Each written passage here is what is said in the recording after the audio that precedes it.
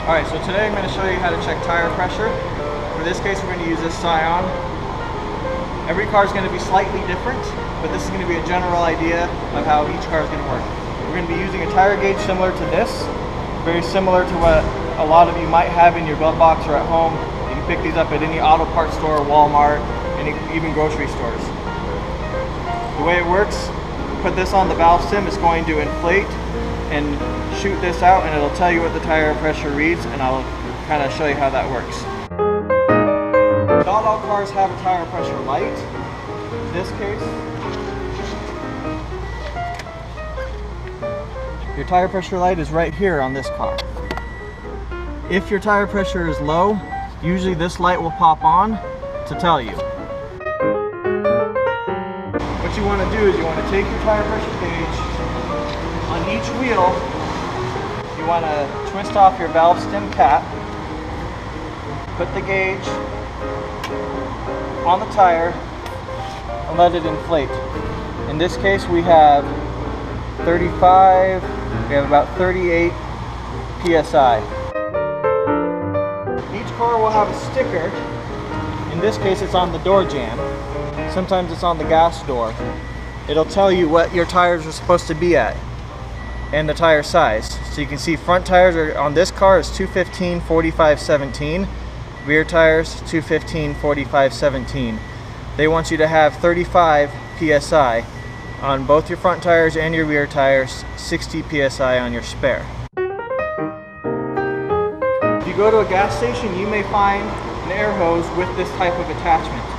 This type of attachment also happens to have a tire gauge built in. If it has this, you don't necessarily need to use this on every tire, you can just use this. If you happen to go to a gas station or have a hose that does not have a built-in tire gauge, you'll need to use your tire gauge on each tire and then fill the tire and then check the pressure. In this case, we can just hook up the air hose, read what it says, and you can see it says about 35 psi. This tire is okay. Put the valve stem cap back on. Move up to the next tire. Put the hose on. Read the pressure, 35 psi. This tire is okay.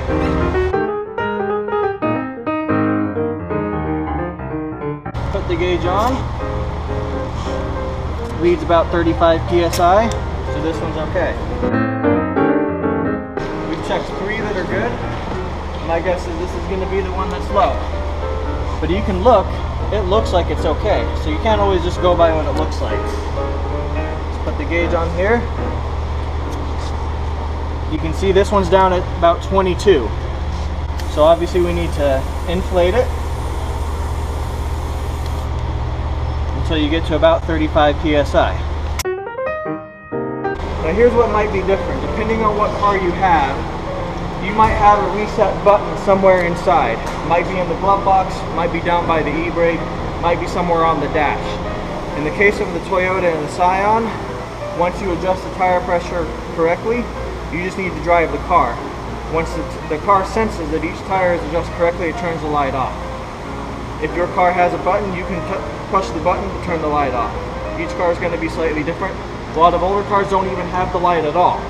So you need to be in the proper habit of taking your gauge, testing your tires periodically, because as you can see with that one, it looked okay, but it was about 10 pounds underinflated. So as long as you check your tires regularly, make sure the inflation is proper, you're going to have even tire wear, safe handling, and everything will be good.